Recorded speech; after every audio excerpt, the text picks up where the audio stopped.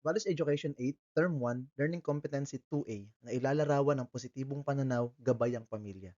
Magandang araw sa inyong lahat. Sa araw na ito, tatalakayin natin ang tungkol sa positibong pananaw o optimism at kung paano ito nakakatulong sa ating buhay. Paano ba nakakatulong ang positibong pananaw sa atin at sa ating relasyon sa iba, lalo na sa ating pamilya? Paano natin may papakita at mapapalaganap ang positibong pananaw sa ating pamilya? Sa lesson na ito, layunin nating matutuhan kung anong ibig sabihin ng positibong pananaw at kung paano ito nakakatulong sa ating personal na pag-unlad at sa ating mga ugnayan sa mga mahal natin sa buhay. Makikita natin ang mahalagang papel ng pamilya sa pagbuo ng positibong pananaw at paano natin ito magagamit upang maging mas matatag at resilient sa kabila ng mga pagsubok sa buhay. Positibong pananaw o optimism. Ang positibong pananaw ay pagiging puno ng pag-asa at pagtutok sa mabubuting bahagi ng sitwasyon.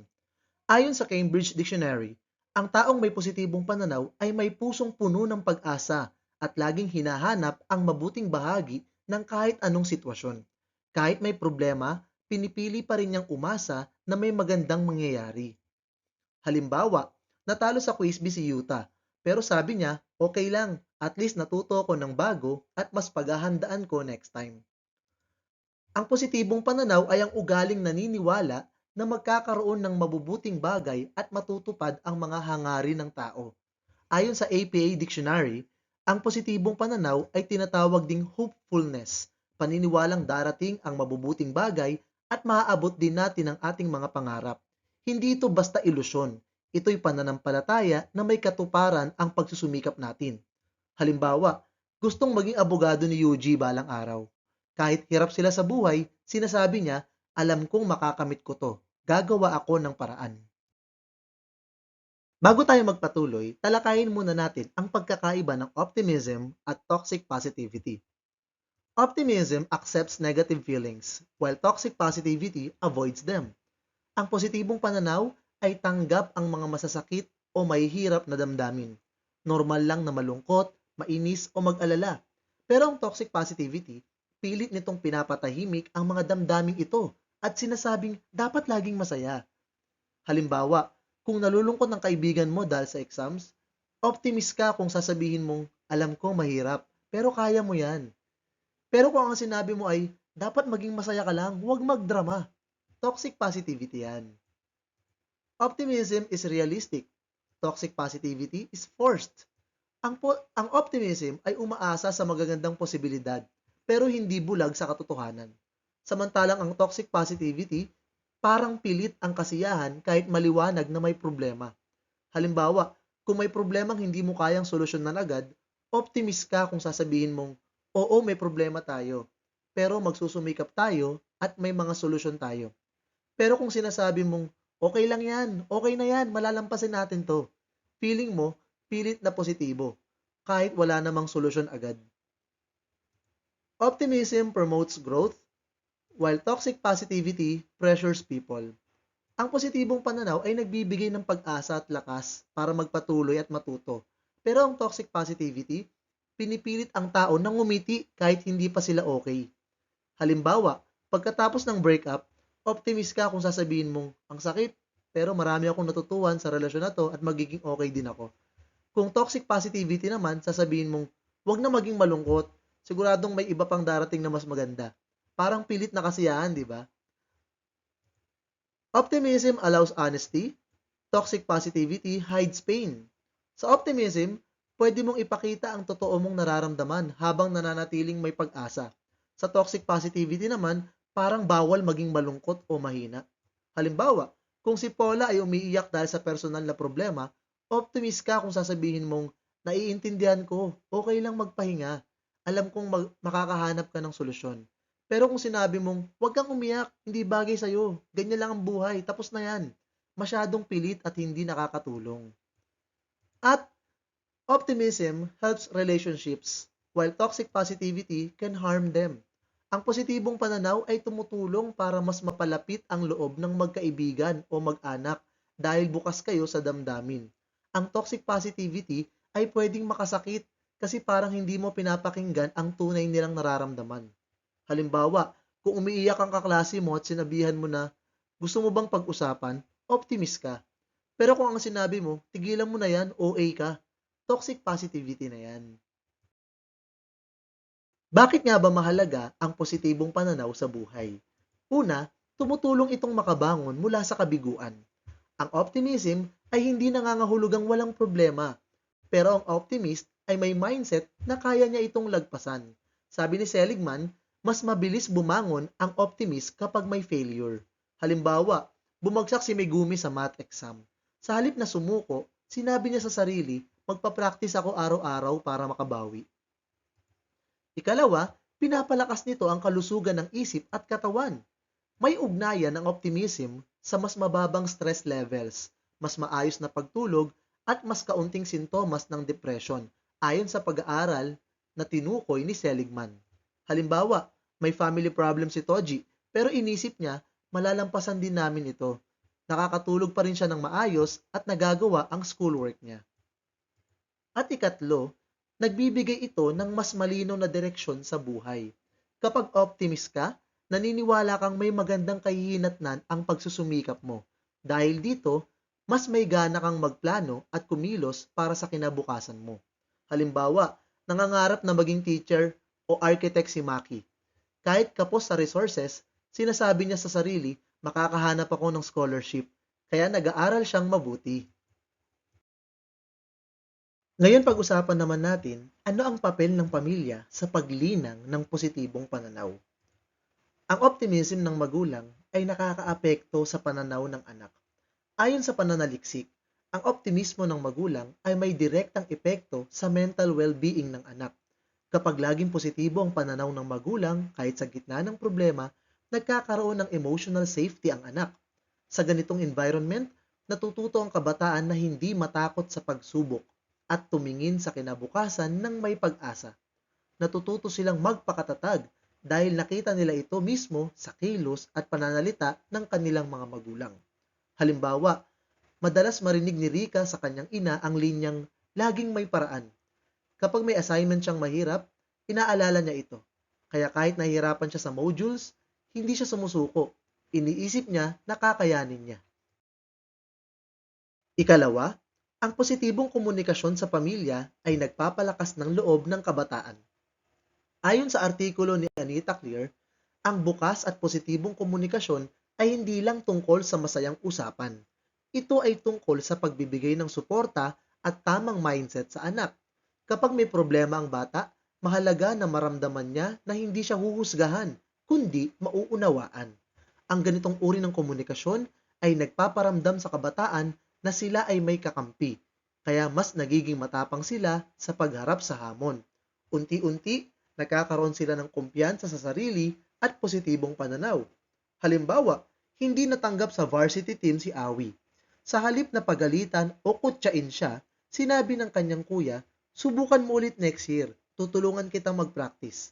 Dahil dito, hindi nawala ng pag-asa si Awi, naramdaman niyang kaya pa niyang bumawi. At ikatlo, ang pamilya bilang modelo ng positibong pananaw. Ang mga anak ay natututo sa pamamagitan ng pagmamasid. Hindi sapat ang payo lang. Mas nakakaapekto kung nakikita nila ang kanilang magulang o kapatid na positibo kahit sa gitna ng problema. Kung ang pamilya ay may mindset na may solusyon sa bawat problema, nahahawa rito ang mga bata. Dahil dito, lumalaki silang resilient at may kakayahang tingnan ang positibong bahagi ng kahit anong sitwasyon. Halimbawa, kahit kapos sa pera, ang pamilya ni Maymay ay may kaugalian na maghapunan ng sabay-sabay at pag-usapan ang mga magagandang nangyari sa araw na iyon. Minsan, simpleng, nakasagot ako ng tama sa recitation. Pero sa mga ganitong simpleng positivity, natutuhan ni Maymay na kahit mahirap ang buhay, may rason pa rin para ngumiti. Suriin natin ang sitwasyong ito. Si Mai, isang grade 8 student, ay madalas makakuha ng mababang score sa math kahit nagsusumikap siya. Dahil dito, pakiramdam niya ay wala siyang pag-asa at ayaw na niyang pumasok. Pero isang gabi, kinausap siya ng kanyang tatay at sinabing, "Anak, hindi mo kailangan maging perpekto. Basta alam kong ginagawa mo ang lahat, proud na ako sa iyo. Baka kailangan lang natin ng bagong paraan sa pag-aaral." Iminungkahi naman ng kanyang ate na sabay silang mag-review gabi-gabi. Pagkalipas ng ilang linggo, nagsimula ng tumaas ang scores ni Mai at mas naging masigla siyang pumasok sa klase. Mga tanong sa pagsusuri.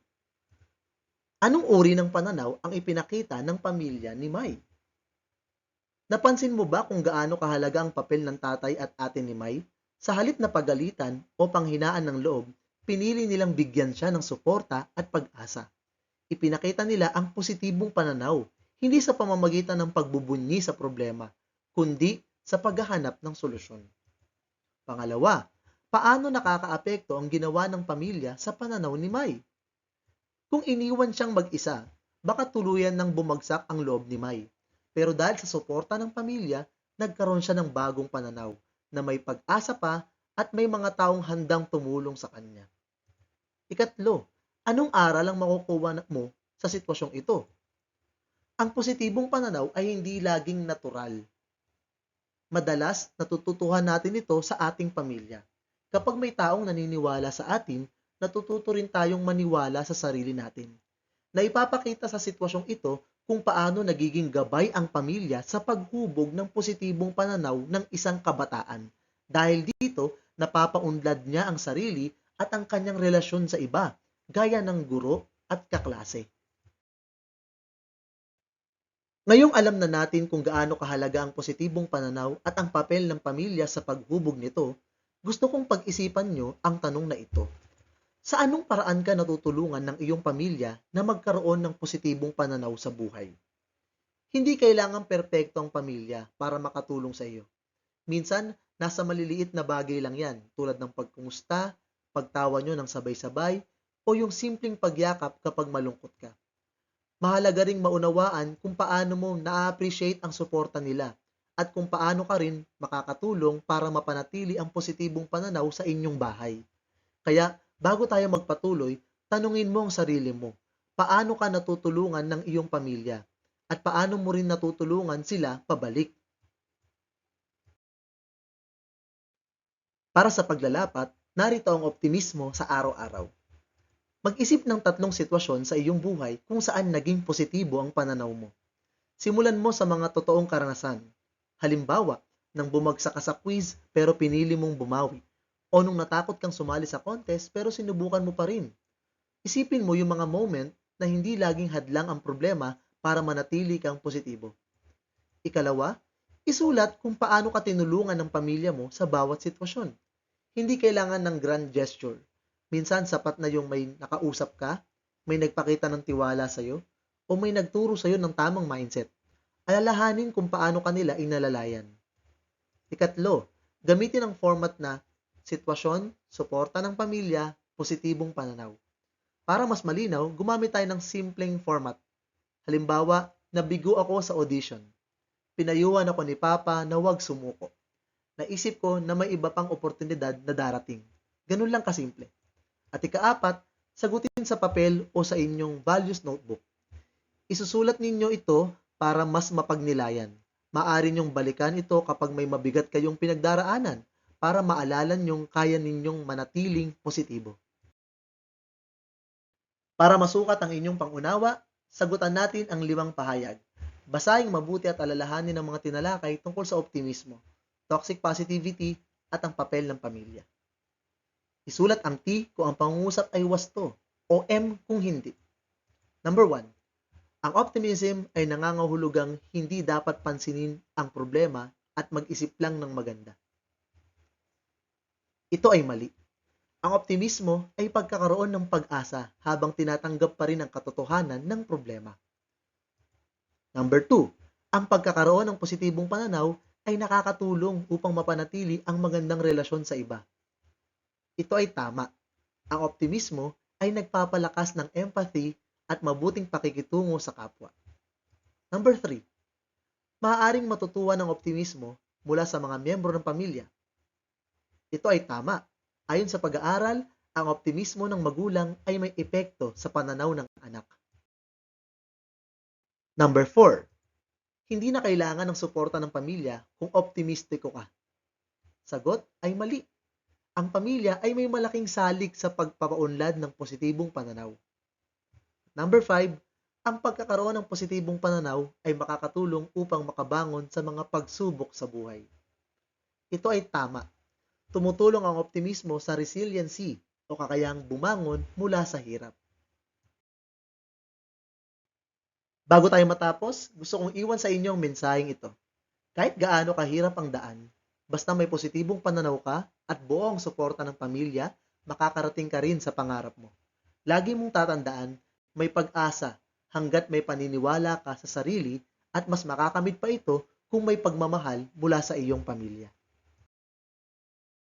Values Education 8, Term 1, Learning Competency 2B, na ipaliliwanag na ang positibong pananaw gabay ang pamilya ay may impluensya sa kalusugang pangkaisipan at pangkatawan na nagsisilbing kanlungan sa lahat ng panahon at ito ang naglilinang ng katatagan.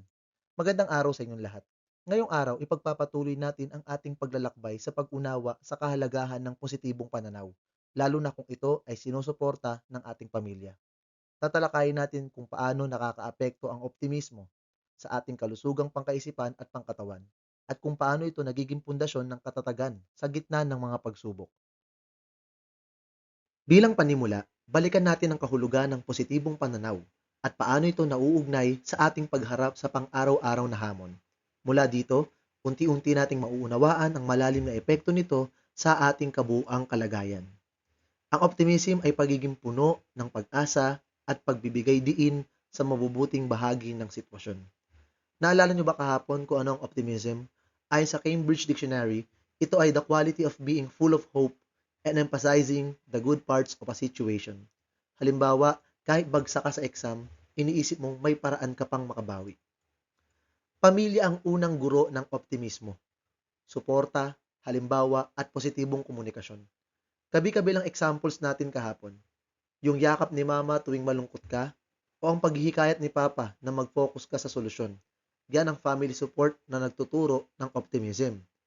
Isa sa pinakamahalagang aspeto ng ating buhay ay ang kalusugang pangkaisipan. Talakayin natin ngayon kung paano nakaaapekto ang positibong pananaw sa ating mental health. Ang kaugnayan ng optimism at mental health. Batay sa mga pag-aaral, ang mga taong may positibong pananaw ay nagpapakita ng mas mababang antas ng cortisol, na kilala bilang stress hormone.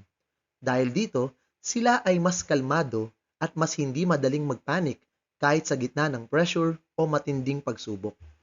Ang pagiging optimist ay hindi nangangahulugan ng pagiging manhid sa problema, kundi pagkakaroon ng kakayahang harapin ito ng may kapanatagan at pag-asa. Sa pamamagitan ng tamang pananaw, naiiwasan ang labis na pag-aalala na maaaring humantong sa anxiety disorders.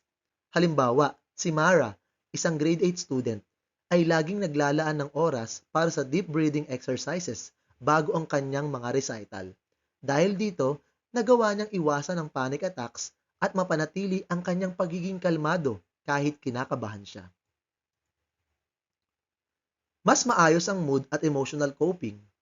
Ang pagkakaroon ng positibong pananaw ay nagtutulak sa isang tao na gumamit ng mas malusog na coping strategies tulad ng journaling, mindfulness, at paghahanap ng emotional na suporta mula sa mga pinagkakatiwalaang tao. Ang mga paraang ito ay nakatutulong upang mapanatili ang emotional regulation o ang kakayahang pamahalaan ang sarili nating emosyon sa gitna ng krisis o problema. Ang optimism ay hindi nagpapanggap na walang problema, kundi tinuturuan tayong harapin ito nang hindi natutulala o nadadala ng matinding emosyon. Halimbawa, kapag nalulungkot si Ben, hindi niya ito pinipigil o itinatago. Sa halip, nagsusulat siya ng kanyang nararamdaman sa isang diary at kinakausap ang kanyang kuya upang mailabas ang bigat ng loob. Dahil dito, mas madali siyang nakakabangon mula sa lungkot. Bukod sa isip, ang ating katawan ay naapektuhan din ng ating pananaw sa buhay.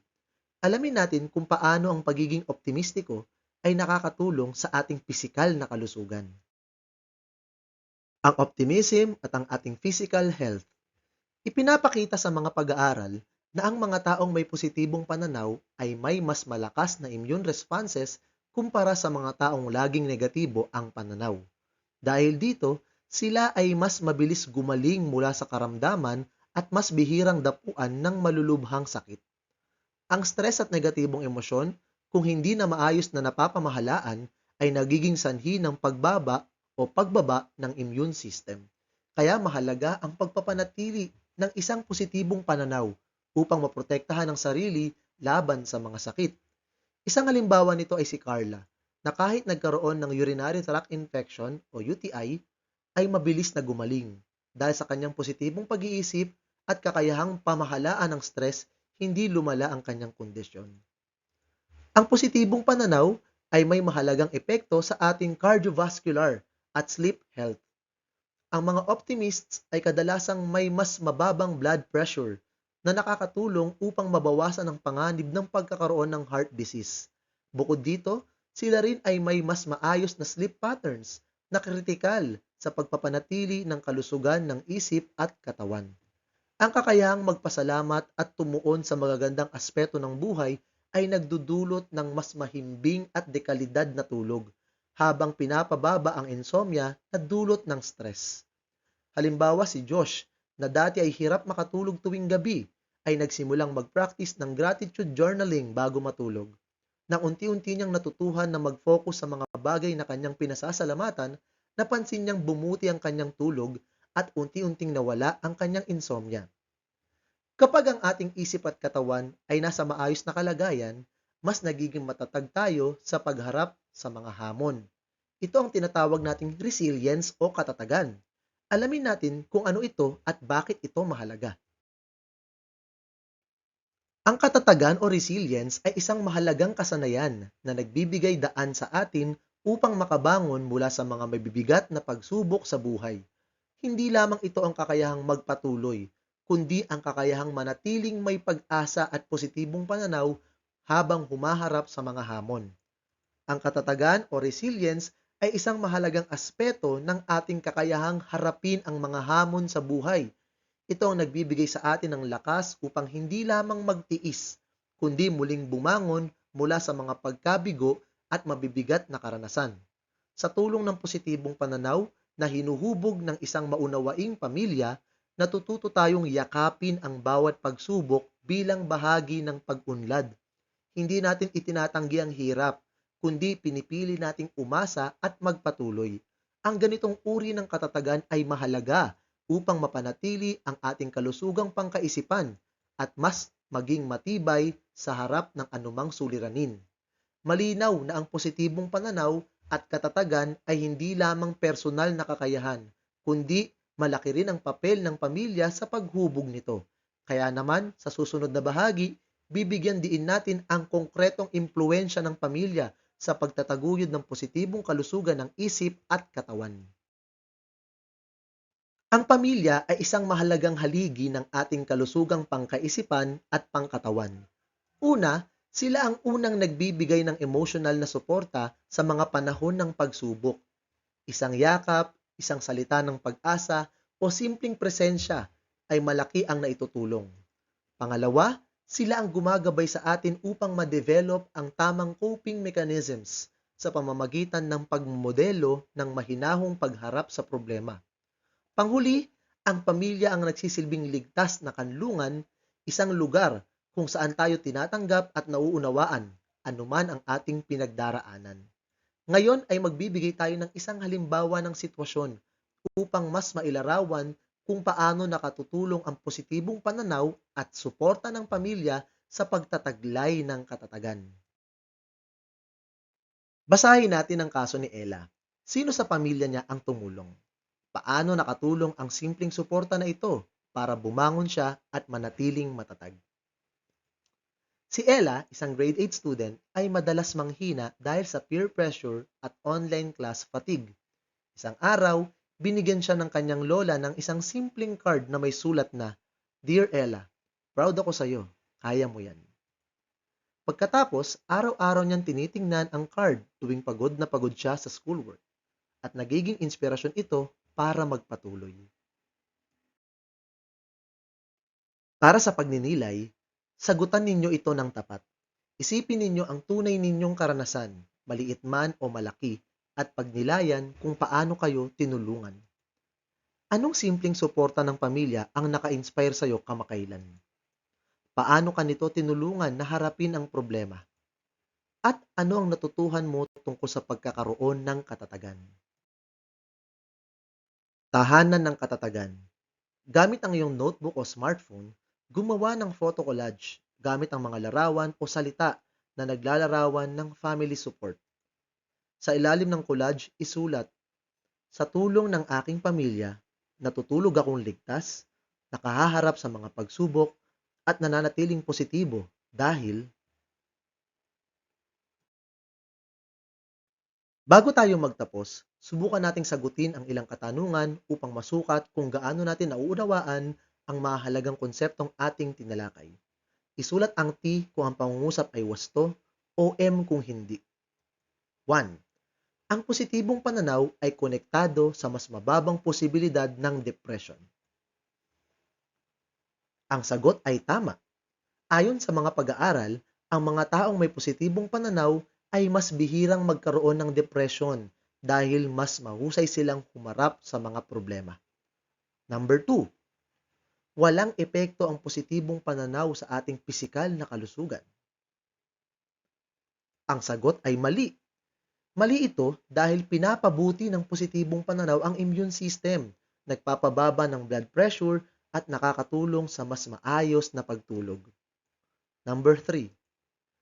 Ang simpleng suporta ng pamilya, gaya ng pag-iwan ng encouraging note, ay nakatutulong sa pagbuo ng katatagan. Ito ay tama.